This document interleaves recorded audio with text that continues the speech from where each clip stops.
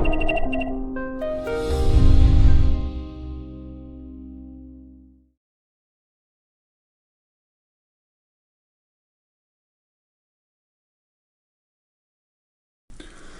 let us dive quickly into the Orderflow basics. So Orderflow is the order book itself, not just candle, not just price. We really want to dive into the order flow itself, and that is in the order book. But what are the basics of order book trading? There are traders, there are order book or order flow scalpers that only look at the order book. They don't need price action. They only look at the market orders matching the limit order, seeing big orders, seeing spoofing.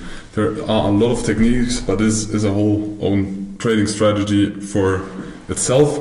But we took out of the order book or the speed or the order flow in general some mechanics that we find useful to combine with the trading strategies and setups we use, and we will explain you this in the following slides. So in the order book you can see that always market orders are hitting limit orders. That way we can see better the liquidity, because the charts don't show you the true participants in the underlying market, because you don't have level 2 data. You don't know if there was nearly no liquidity at all. Of course you can guess in the volume profile, but also this is level 2 data. If you only look at the candlestick charts, you cannot see how many contracts are traded. Do we have finished auctions at the highs and lows? How many contracts are traded? Do we have a price move to the upside, but less and less liquidity? All of those information you will get from level 2 data and a footprint or an order book. Most chart trading strategies deal with oscillators, and they lag behind because in the current price all information of all market participants is implemented, and when you now market orders enters, this is the newest information you can get.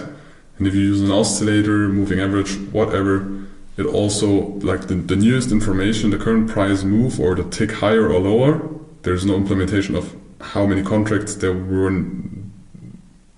how many contracts it needed so the market moved one tick. An oscillator, even just the last tick or price movement, is just one small part of numbers, because it is an average over a lot of numbers, all of these oscillators. So it is the most raw data, and we take this in account for entry because we want the current information to have an influence on our trading decisions or trading positions, and not the past data.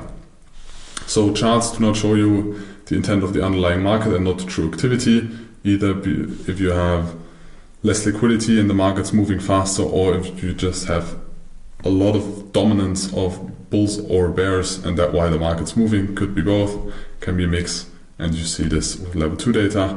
And charts distinguish the true strength behind the building blocks. So how much power is really behind the move, you see it with volume data, footprint chart, or the order book itself.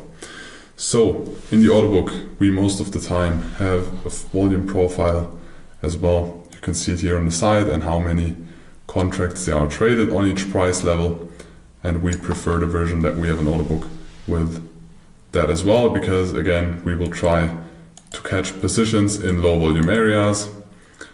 The POC is a very interesting price level to get in or more out of positions, but the most interesting data are the low volume areas and high volume areas. For us, that's why we have the volume profile most of the times in the order book as well. And in the order book in general, we have price, we have the bids, so the people that want to buy. Just on the left side in blue you can see how many contracts are willing to buy on that price level. Then we have the offer. The offer is how many people above the current price want to sell at a specific price. 117 contracts over there. I wanted to choose red. 117 contracts over there, for example. We just, in this example, had the setting that we only see, most likely it's going to be 20 ticks of volume data, and we see the asks or the offer on this as well, but we don't give them that much relevance. I think it's the S&P 500, yes, ES, trade on the CME, because the data directly above and below the price are the most relevant, and you can also see where there is a lot of interest to trade or less interest to trade. But there is a lot of things going on in the order book than just the limit orders, because there are always market sell orders. We can see them here on the left side. So when price was at this price level, we can see how many orders there have, or market orders there have been sold, and we can see how many orders there have been bought the last time the price has been at this level. For example, on this place you can see that there is a 214 lot accumulated market order short. So if you compare this with the different numbers above, you see the price points before that, there is no such big number, and we are at a high volume area. We are close to the POC, so there is a lot of interest to trade, and this can give you valuable information. But just quick explanation that you understand the order book. It's not 100% necessary that you also take sells and buys into account. You can just take an order book with buys and sells. You will either way see the speed of the order books and the things we use and combine. So with Orderflow, we really read the pure price action. We will always see market orders hitting limit orders. That's it. And we see how the orders are matched and how fast they tick besides, and how many orders there are really on one price level, because price can stay on one level and there is no real trading action most of the times when we go to an extreme.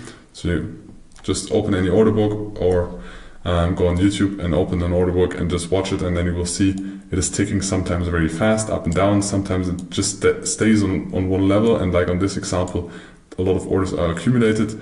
But when you will reach an interesting price level, for example, most likely in this day we will trade it a lot of up and down in here because we spend it a lot of volume. And then it can be very interesting if we go to the extremes, so kind of value areas of this mountain. It's interesting to see if the slow or the speed of the order book is slowing down. So how fast is the interaction between buyers and sellers? And if this slows down, it is the first indication that the acceptance here is low. So price can still spend some time over there, but the interaction gets slower, less contracts get traded. That's the first sign that this resistance will be declined and we don't have a breakout. If we get closer and closer to the breakout area or low volume area, and the speed continues or even gets faster, so you have a lot of ticks, a lot of contracts traded, then the likelihood of a breakout is higher than when it gets slower.